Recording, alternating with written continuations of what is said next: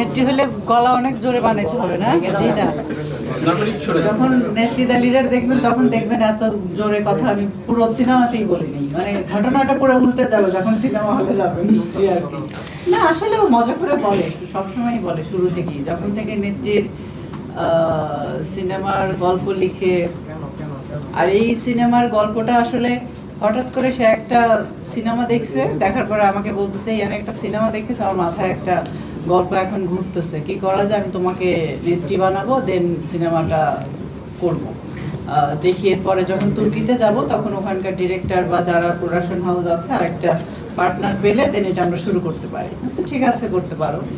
তো আসলে এটা মজা করেই বলে। তবে এটার শুটিংয়ে আসলে অনেক রকম, মানে কি বলবো, বুঝছেন তো যে উনি আমার বডিগার্ড, তো সেই হিসাবে বডিগার্ড আমি ম্যাডাম আমার ম্যাডাম